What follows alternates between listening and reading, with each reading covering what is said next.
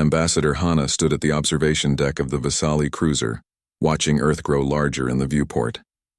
The blue planet looked peaceful, almost inviting. She had read all the reports about humans. She had studied their culture for months. She thought she knew everything about them. Behind her, Commander Yuna checked the navigation systems. The ship moved smoothly through space, approaching Earth's orbital station. This was their 48th meeting with human representatives. Hana felt confident. She knew what to expect. "Ambassador, we're receiving their docking clearance," Yuna said. Her voice was calm and professional. "They're sending the welcoming delegation details now." Hana nodded. Every previous meeting had followed the same pattern. Human women would greet them. They would talk about trade, science, and culture. The human women were always intelligent and capable. Hana respected them greatly. But she had never seen a human man. Not once in 10 years of contact. Science Officer Mireille walked into the observation deck. She carried a data pad filled with information. "Ambassador, I've reviewed all our previous encounters with Earth. Every single representative was female. Every scientist, every diplomat, every ship captain." "Yes, I noticed that too," Hana replied. She turned away from the window. "What do you think it means?" Mireille shrugged. "In our culture, males stay home. They're protected. They raise children and create art. Maybe humans are the same. Maybe their males are too delicate for space travel." Yuna joined the conversation. "Or maybe their males are extinct. Some species have genetic problems. Perhaps human males are rare." Hana considered both theories. In Vasali society, males were precious. They were kept safe on the home world. They never went to war. They never explored dangerous space. The idea of a male in combat was laughable. Why would any civilization risk their males? "It doesn't matter," Hana said finally. "We're here to discuss the trade routes. Earth has valuable resources. We need access to their shipping lanes. Whatever their males are like, it's not our concern." But Hana was curious. She wouldn't admit it out loud, but she wondered about human males. Were they beautiful like Vasali males? Were they gentle and artistic? Did humans keep them in protected cities? The communication system beeped. Yuna moved to answer it. "This is the Vasali cruiser Harmony's wing. We're ready to dock," a human voice responded. It was female as expected. "Welcome, Harmony's wing. We're honored to host you. Please proceed to docking bay 7. Our delegation will meet you there." "Understood," Yuna said. She guided the ship toward the massive space station. The structure was impressive. Humans had built it in less than 50 years. For a young species, they were remarkably advanced. As they docked, Hana gathered her diplomatic team. There were 12 Vasali on the mission. All female, of course. They wore their formal robes. Each robe was decorated with symbols of rank and achievement. Hana's robe was purple, the color of high ambassadors. "Remember," Hana told her team, "humans are sensitive about some topics. They don't like talking about their males. Every time we've asked, they change the subject. So don't mention it. We're here for trade agreements, nothing else." The team nodded. They had all been briefed. They knew the rules. The airlock opened with a soft hiss. Hana stepped forward first. The human station smelled different from Vasali ships. It had a metallic scent mixed with something organic. Not unpleasant, just different. A human woman waited in the docking bay. She smiled warmly. "Ambassador Hana, welcome to Earth Station 1. I'm Dr. Yunji. We've met before." "Yes, I remember," Hana said. She did remember. Dr. Yunji was a xenobiologist. She had visited the Vasali homeworld twice. "It's good to see you again." "I'll escort you to the conference room," Dr. Yunji said. "But first I need to inform you of a change in our delegation." Hana felt a small worry. Changes were unusual. "What kind of change?" "Earth Command has assigned a military liaison to these talks. The Krell swarm is becoming more aggressive. We need to discuss defense as well as trade." That made sense. The Krell swarm was a threat to everyone. The insect-like creatures attacked colonies and destroyed ships. Hana had hoped Earth would agree to a mutual defense pact. "I understand," Hana said. "Who is this liaison?"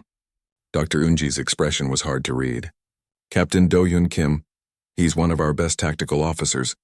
He'll be leading the Earth delegation." Hana noticed something strange. The name sounded different. In all her studies of human language, she had learned about their naming conventions. Some names were typically male, some were typically female. "Do-Yun," Hana repeated slowly. "That's a male name, isn't it?" Dr. Yunji nodded. Yes, Captain Kim is male. Is that a problem? The question seemed innocent, but Hana heard the challenge in it. She felt her team shift behind her. Yuna made a small sound of surprise. Mireille's datapad clattered as she nearly dropped it. No problem, Hana said quickly. Her mind was racing. A male? Leading a delegation? That was impossible. Males didn't lead. They didn't serve in militaries. They certainly didn't handle diplomatic negotiations. Wonderful, Dr. Yunji said. Her smile didn't quite reach her eyes. Follow me, please. As they walked through the station corridors, Hana tried to make sense of this information. Perhaps captain was an honorary title. Maybe this Dohyun was a figurehead. The real leaders would be human women, and they were just including him for some cultural reason. Yes, that must be it. Humans were kind. Maybe they let their males have pretend jobs to make them feel important. It was actually quite sweet. The conference room was large and well lit. A long table dominated the center. On one side, chairs waited for the Vasali delegation. On the other side, the human delegation would sit. They'll be here in a moment, Dr. Yunji said. Would you like refreshments? No, thank you, Hana replied. She took her seat at the head of the table. Her team arranged themselves around her. Everyone seemed nervous. The idea of meeting a human male had unsettled them. Commander? Hana whispered to Yuna. Have you ever heard of a male leading anything? In any species? Never, Yuna whispered back. The Zentari males are decorative. The Plivian males are researchers, but only in safe laboratories. No one puts males in danger. No one lets them command ships or handle weapons. The door opened. Hana straightened in her chair. She put on her diplomatic smile. She prepared to meet this Captain Dohyun, expecting to see someone small and nervous. Perhaps he would be accompanied by female handlers who did the real work. What walked through the door changed everything she thought she knew about humans. Captain Dohyun Kim was tall. He was broad-shouldered. He wore a military uniform covered in medals and rank insignia. His eyes were sharp and intelligent. He moved with confidence and purpose. Behind him came 3 more humans in uniform. All of them were male. Hana felt her breath catch in her throat. This wasn't what she expected. This wasn't what any of the reports had prepared her for. These weren't delicate creatures being given honorary titles. These were soldiers. These were warriors. Ambassador Hana, Captain Dohyun said. His voice was deep and strong. It's an honor to meet you. I'm Captain Dohyun Kim of Earth Defense Command. This is my team. He gestured to the others. Lieutenant Commander Junho, my tactical officer. Lieutenant Hyunwoo, our weapons specialist. And Engineer Taeyang, who designed half the systems on this station. Each man nodded in greeting. They looked professional. They looked capable. They looked like leaders. Hana realized her mouth was open. She closed it quickly. Around her, her entire team sat frozen in shock. No one seemed able to speak. Dr. Yunji took a seat beside Captain Dohyun. She looked amused. Shall we begin? Dohyun asked. Hana couldn't stop staring. She knew it was rude. She knew she should focus on the diplomatic meeting. But her eyes kept drifting to Captain Dohyun and his team. They looked so different from what she expected. In Vasali culture, males were smaller than females. They had soft features and gentle voices. They wore comfortable clothes and spent their time in gardens or art studios. The human males sitting across from her were nothing like that. Captain Dohyun spread several documents across the table. His hands were large and looked strong. Ambassador, I understand you've come to discuss trade routes. That's important, and we'll address it. But Earth has another concern. The Krell swarm has attacked 12 colonies in the past month. We need allies. Hana finally found her voice.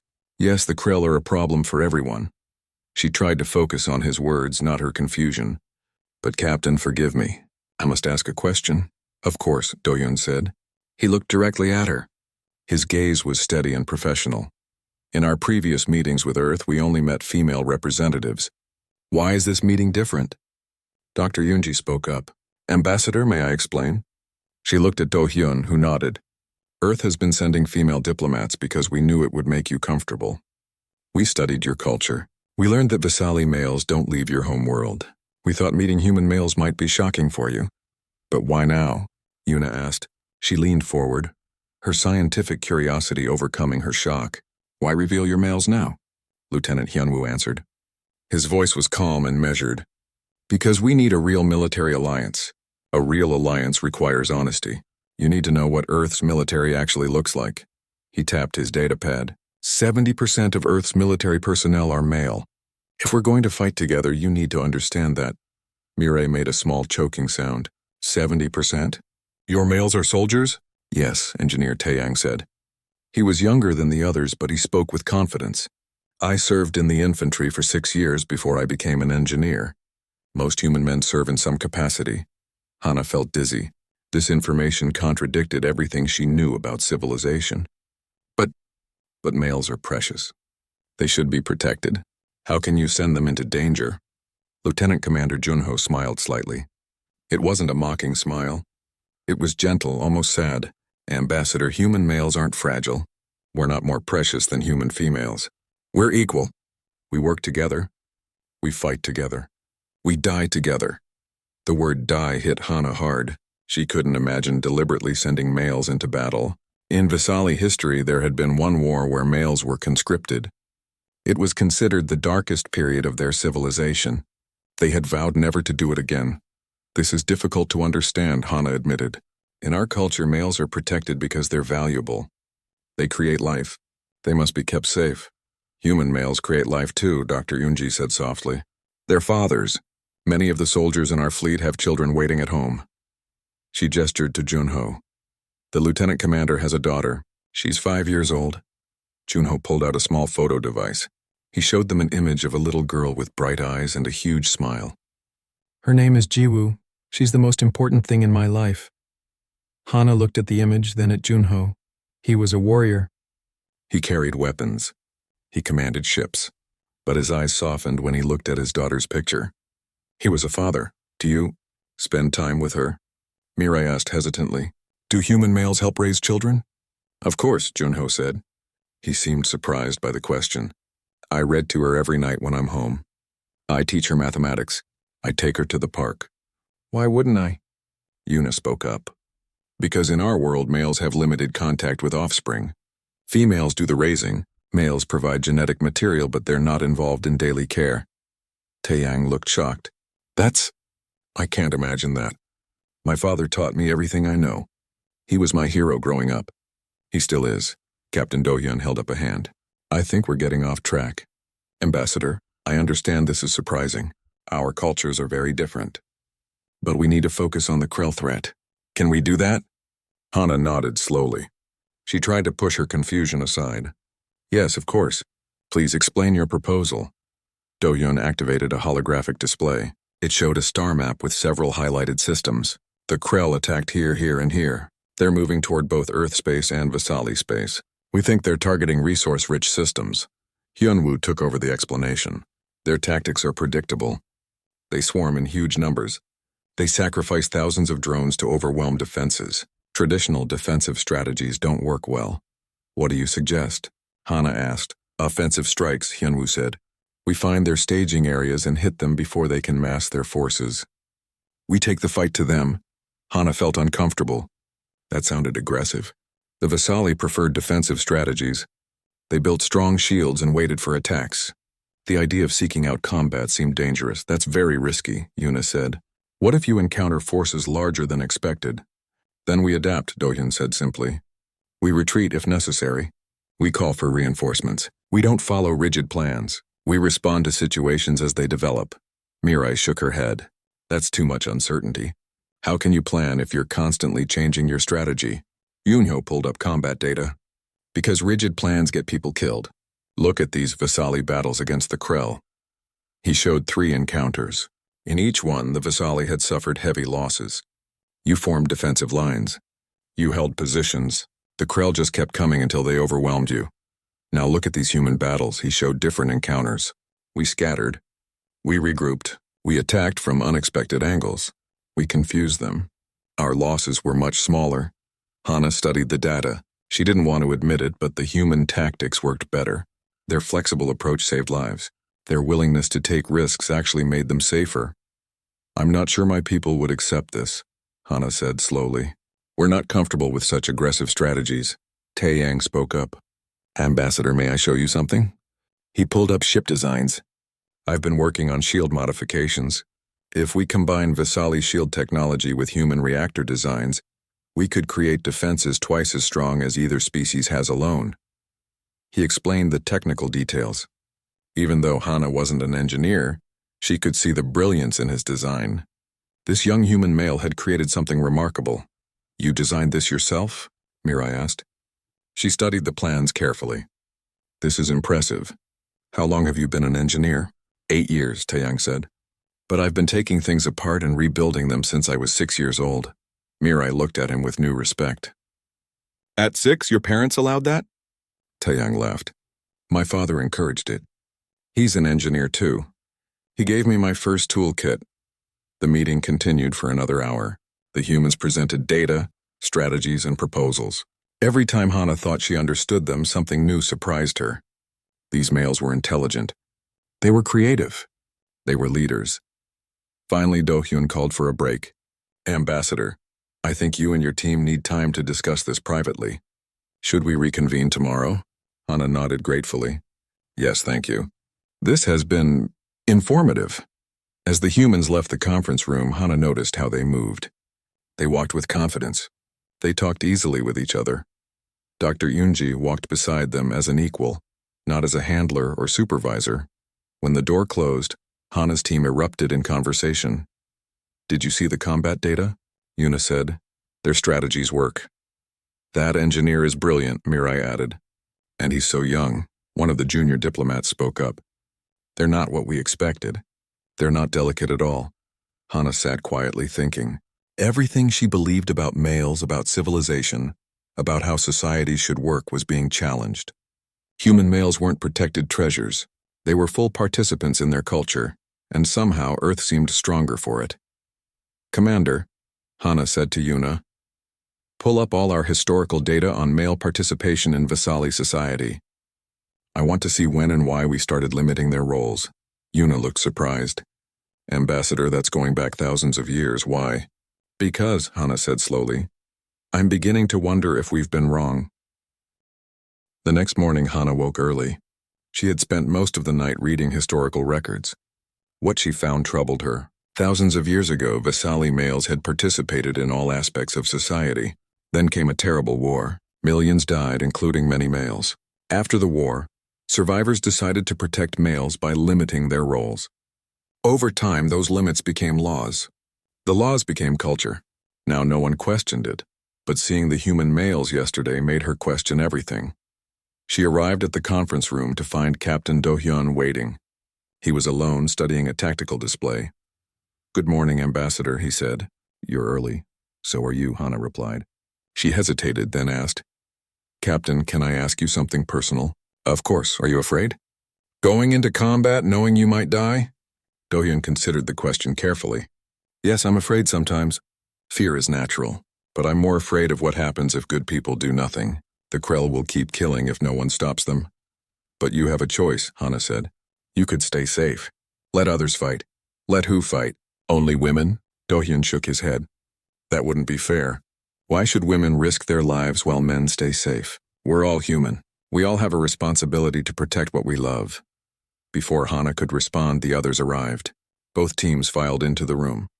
Dr. Unji carried breakfast items. The smell of human coffee filled the air. Once everyone settled, Do-hyun began. Ambassador, I have a proposal. I think talking about tactics isn't enough. I'd like to run a joint combat simulation. Your crew and mine working together against a simulated Krell attack. Hana felt her team tense. A simulation? Yes, it's safe. No one gets hurt. But it will show you how we fight. And it will show us how you fight. If we're going to be allies, we need to understand each other's methods. Yuna leaned close to Hana. This could be useful.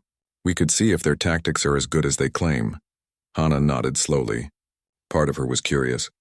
Part of her wanted to prove that Vasali methods were still superior. Very well. What scenario did you have in mind? Hyunwoo pulled up a simulation program. Defense of a civilian station. The Krell sent 3 waves of fighters. You have limited ships and must protect the station long enough for civilians to evacuate. Acceptable, Hana said. They moved to the station's combat simulation center. It was an impressive facility. Holographic displays covered every wall. Control stations allowed each participant to command simulated ships. The humans took positions on one side of the room. The Vasali took positions on the other. Do-hyun assigned his team roles. Hyunho would command fighters. Hyunwoo would coordinate overall strategy. Taeyang would manage power distribution and shields.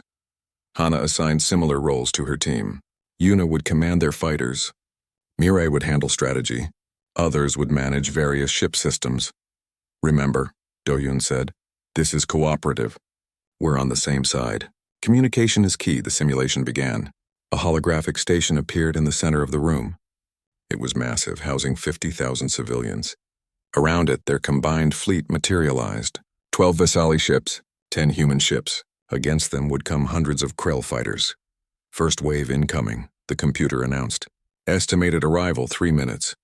Yuna immediately began forming the Vasali ships into a defensive perimeter. It was standard tactics. Create a wall of shields. Let the enemy crash against it. Hold the line. Junho did something different. He scattered the human fighters in a wide pattern. They looked disorganized, almost random. Commander Junho, your formation is wrong, Yuna said over the communication link. You need to consolidate your forces. Trust me, Junho replied. Wait and see. The first wave of Krell fighters appeared. They were fast and numerous. At least 200 of them moving in a massive swarm. The Vasali ships held position. Their shields interlocked, creating a powerful barrier. The Krell slammed into it, firing weapons. The shields held, but they were draining fast. Meanwhile, Junho's scattered fighters struck from multiple directions. They hit the Krell from behind, from the sides, from above. The Krell swarm became confused. They tried to respond to multiple threats at once. Vasali team, rotate shield frequencies now, Taeyang called out. He had been watching the Krell weapons. He saw a pattern. They're adapting to your shields. Switch to frequency 774. Mirai quickly checked the data. He was right. She made the adjustment. The shield strengthened immediately. The first wave broke apart. The Krell retreated, leaving behind destroyed fighters. Second wave incoming, the computer announced. Estimated arrival 2 minutes. Good work, everyone, Do-hyun said. But this wave will be harder. Hyunwoo, what do you see? Hyunwoo studied the scan data. They're bringing heavier ships this time. Our fighters won't be as effective. We need to adjust. Suggestions? Hana asked. She was impressed despite herself. The humans worked together smoothly. We need to break their formation before they reach the station, Hyunwoo said. Ambassador, can your ships push forward? Create a secondary defensive line? Yuna looked at Hana. This went against their training. Moving forward meant leaving the station less protected. Do it, Hana said. She was beginning to understand. Static defense wasn't working against the Krell. The Vasali ships moved forward. They created a new defensive wall between the station and the incoming Krell. The human ships moved with them, filling gaps in the formation. The second wave arrived. These Krell ships were larger and tougher. Their weapons hit harder. The Vasali shields began failing faster than before. Taeyang, we need more power, Yuna called out. Her ships were taking damage. Redirecting power from engines to shields, Taeyang responded. Vasali ships, cut your engine power by 30%. Route it to your forward shields. It was risky.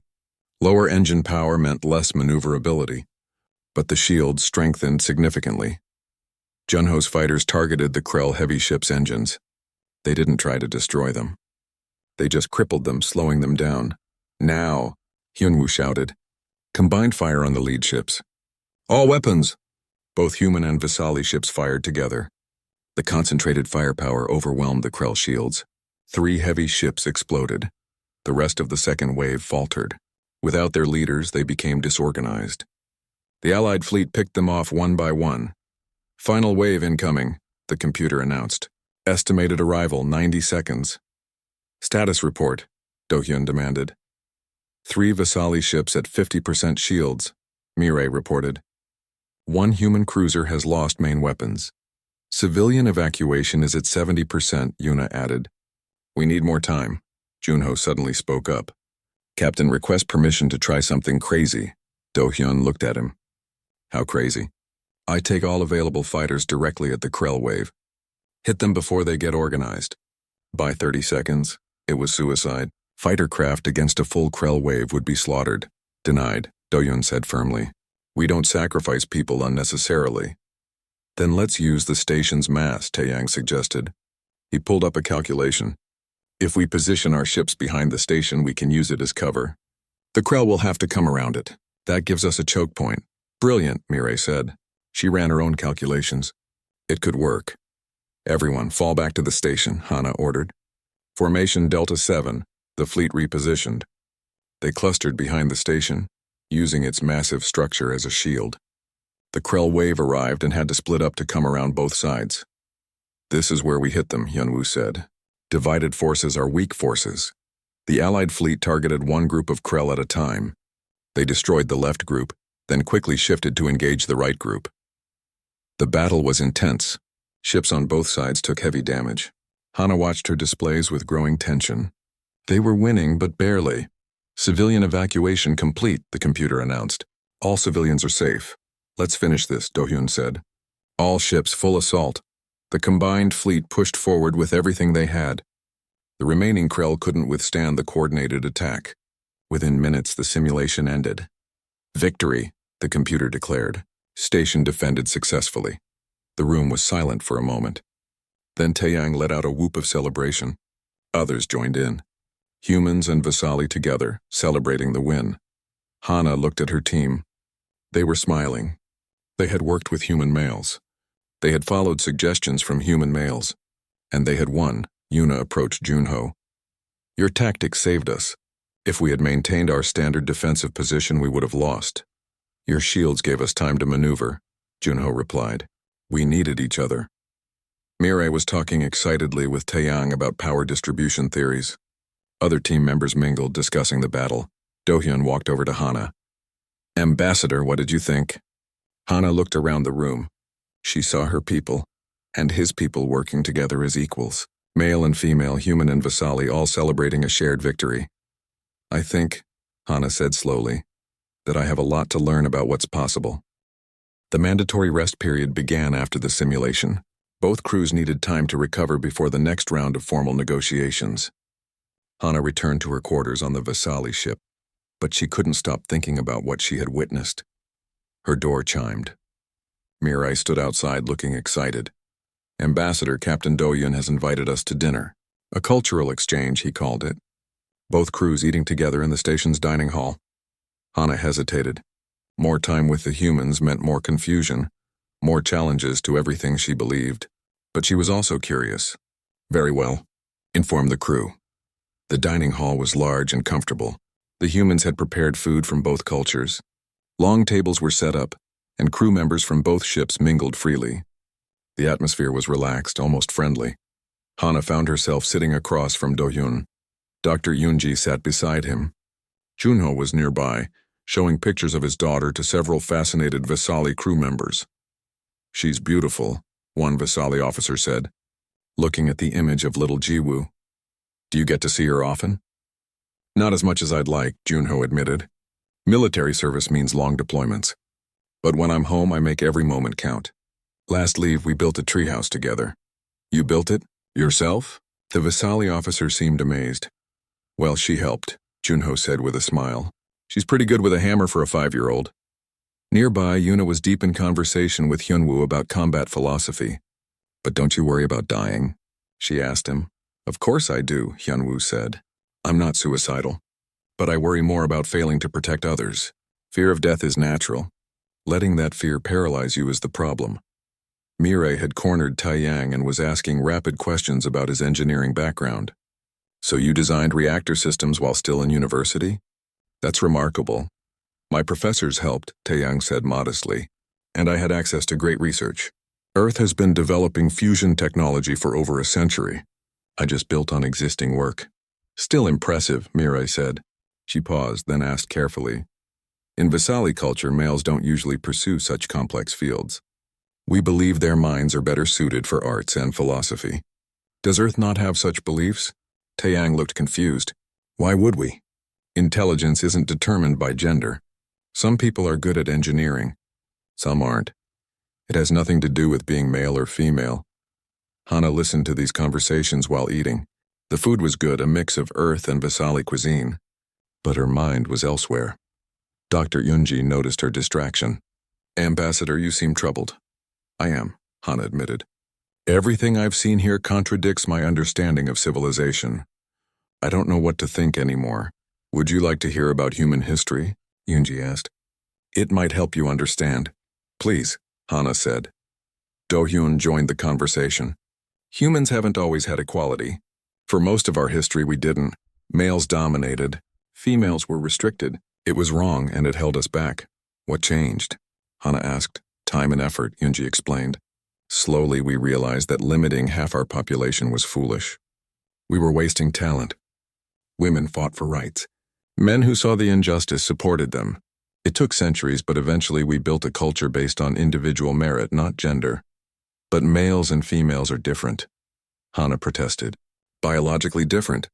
Doesn't that matter? Of course it matters, Do-hyun said.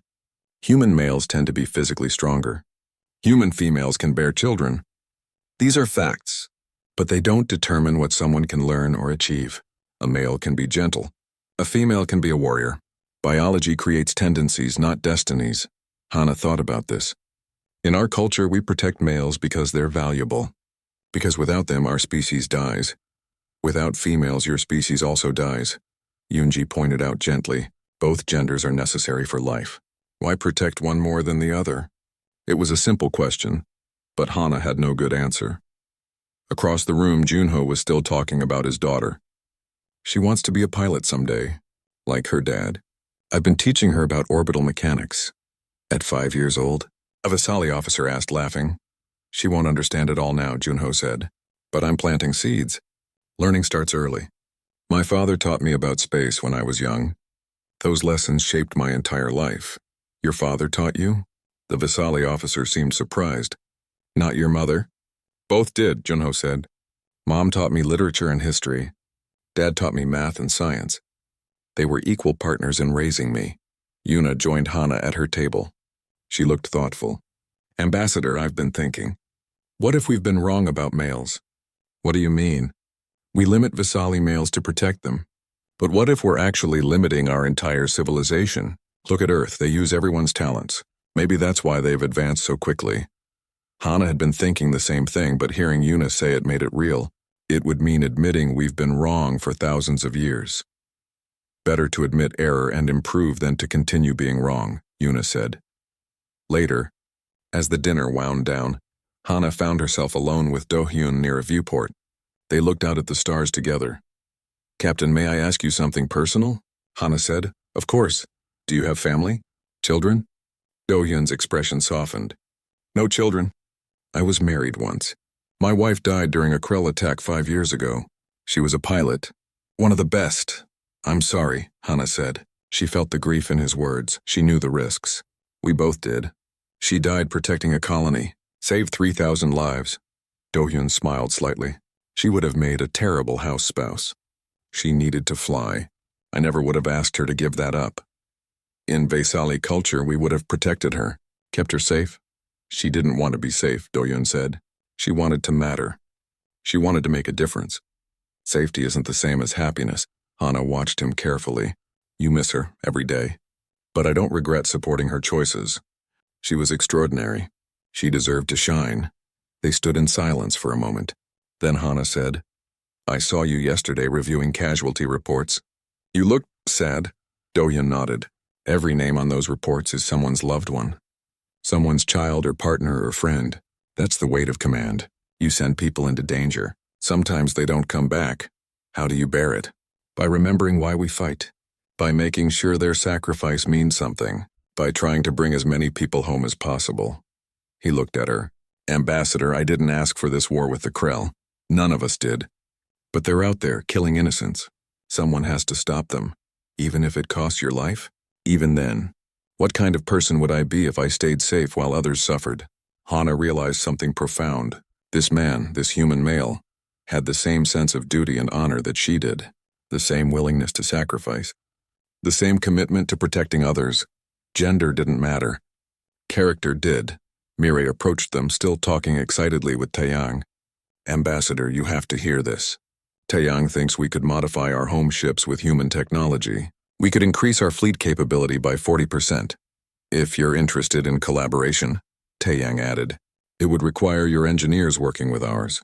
sharing knowledge. Visali males aren't engineers, Mirai said hesitantly. They could be, Taeyang said simply. If they wanted to. If they were allowed to try. Hana looked around the dining hall. She saw her crew and the human crew mixing freely, talking, laughing, sharing ideas. Gender didn't seem to matter to anyone but her people.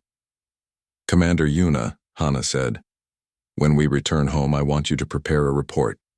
Compare Earth's technological advancement to ours over the past century.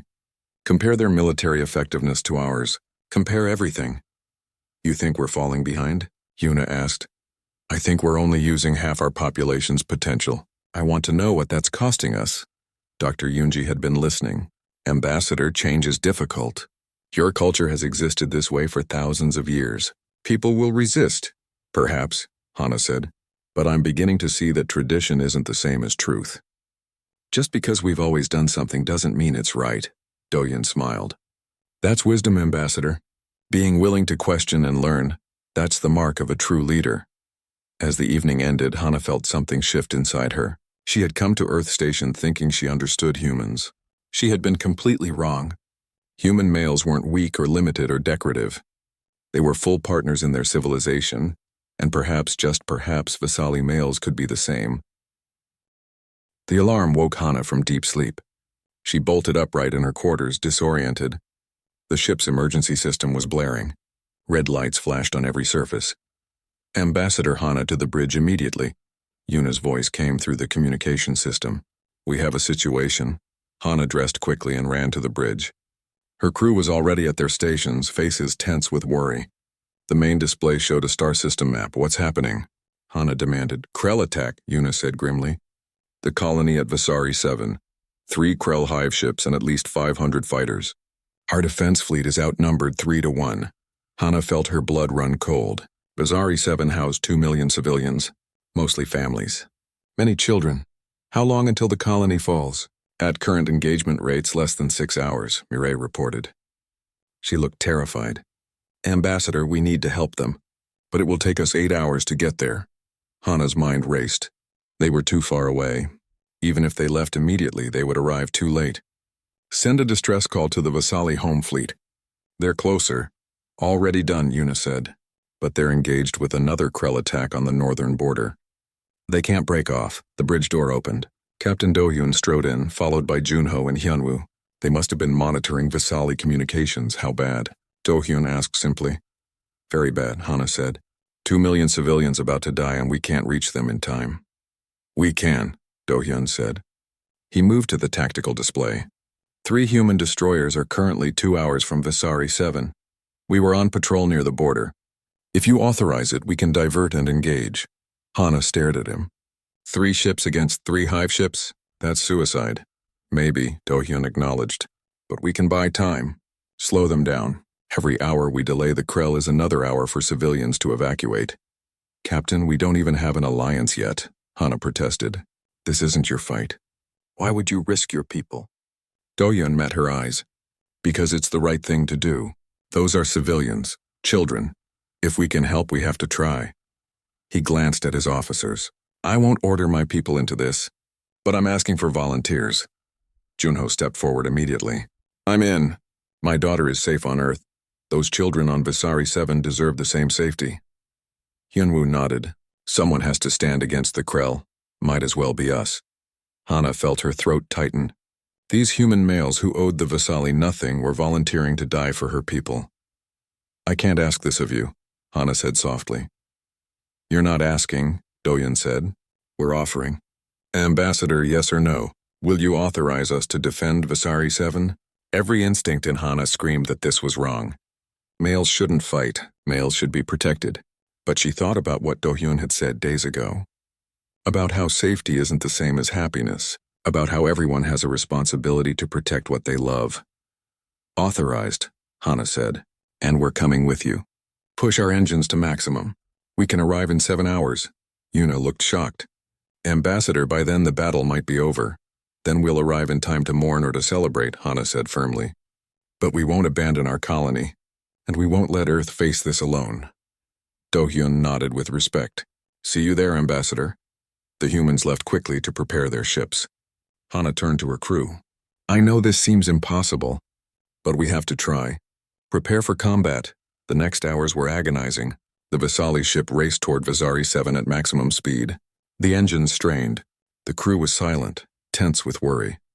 They monitored the battle through long-range communications. Do-hyun's 3 destroyers arrived at Vasari 7 exactly on schedule. The Krell swarmed them immediately.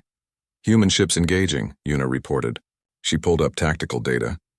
They're not forming a defensive line. They're scattering. Hana watched the display. The human ships moved in unpredictable patterns. They hit the Krell from multiple angles, never staying in one place long enough to be surrounded. Civilian evacuation has begun, Mirai said. The colony is loading transport ships. That's what this was about. The humans weren't trying to win. They were buying time. Human destroyer Brave is taking heavy damage, Yuna reported. Shield failure on multiple decks. Hana gripped her chair. She could do nothing but watch. For 5 hours, 3 human ships held off a massive Krell fleet. They used every trick, every tactic, every ounce of skill they had. They protected the evacuation transports. They kept the Krell occupied, but the cost was terrible. Brave is gone, Yuna said quietly. Destroyed. Hana closed her eyes. Hundreds of humans dead. For Vasali civilians they had never met. Destroyer Courageous is critically damaged. They're losing life support. How long until we arrive? Hana demanded. 45 minutes, Mirai said. 45 minutes might as well be forever. Hana watched helplessly as the human ships fought desperately against impossible odds. Then something changed. New contacts entering the system, Yuna said suddenly. It's the Vasali home fleet. They broke off from their engagement. They're coming to help. Reinforcements poured into the system. 20 Vasali warships joined the battle. With their arrival, the tide turned. The Krell, suddenly outnumbered, began to retreat. When Hana's ship finally arrived, the battle was ending. The Krell fled, leaving behind wreckage and debris. The colony was saved. The evacuated civilians were returning to their homes, but the cost was visible. Destroyer Brave was gone, completely destroyed. Destroyer Courageous was crippled, barely holding together. The 3rd human ship, Defiant, was damaged but functional. Hana immediately opened a channel to Defiant. Captain Do-hyun, requesting permission to dock and render aid. Do-hyun's face appeared on the screen. He was bruised and bleeding from a head wound, but alive. Permission granted, Ambassador. We could use medical assistance. The Vasali ship docked with Defiant. Hana led medical teams aboard the human vessel. The interior was a disaster. Fires burned in some sections. Bodies lay in the corridors. The survivors looked exhausted and shell-shocked. Hana found Do-hyun on the bridge. He was coordinating rescue operations for Courageous. Yunho worked beside him, his face grim. Captain, Hana said. I don't have words. What you did, what we had to do, Do-hyun corrected. Those people needed help. We provided it. You lost an entire ship, hundreds of your people. Do-hyun's jaw tightened. I know, I'll write letters to every family. I'll attend every memorial. But Ambassador, we saved 2 million civilians. That matters. Hana realized he was right. The price was terrible, but the alternative would have been worse. Junho, she said, you have a daughter. You could have died today. How do you justify that risk? Hunyo looked at her with tired eyes. I want my daughter to grow up in a galaxy where people help each other. Where species stand together against evil. If I'm not willing to fight for that, how can I ask anyone else to? Over the next few days, the Vasali provided medical care, supplies, and repair assistance to the damaged human ships. Hana spent hours with Do-hyun, planning and talking. We need to make this official, Hana said. A real alliance. Not just between governments, but between peoples. I agree, Do-hyun said. But Ambassador, an alliance requires equals. Can you accept human males as equals? Hana smiled slightly. Captain, you just proved your worth in blood. Yes, I can accept it. The question is whether my people can. Then help them understand, Do-hyun said. Show them what we showed you. The formal alliance ceremony took place on Earth Station 1. Representatives from both governments attended via communication link. The human president and the Vasali council leader gave speeches, but the real moment came when Hana stood before the cameras and spoke directly to her people. Citizens of the Vasali Empire, she began. For thousands of years we have believed that males must be protected, that they are too valuable to risk. We built our entire culture on this belief. She paused, choosing her words carefully. But I have met humans who show us a different way. I have seen human males fight with courage. I have seen them sacrifice themselves for strangers. I have seen them lead, create, and achieve things we thought impossible. On the screen behind her, footage played from the Battle of Vasari 7. It showed Do-hyun's 3 ships holding off the Krell fleet. It showed the destroyer Brave's final moments buying precious minutes for civilians to escape. We thought we were protecting our males, Hana continued. But perhaps we were limiting them. Perhaps we were limiting ourselves. The humans don't protect one gender over another. They work together, male and female, equal partners in civilization. She gestured to where Do-hyun stood beside her. This is Captain Do-hyun Kim. He is a warrior. He is a leader. He is a hero. And he is male. He commanded the defense of Vasari 7. He saved 2 million of our people. He did not have to. We are not his species, but he saw people in need and he acted. Hana's voice grew stronger. I propose that we learn from this example.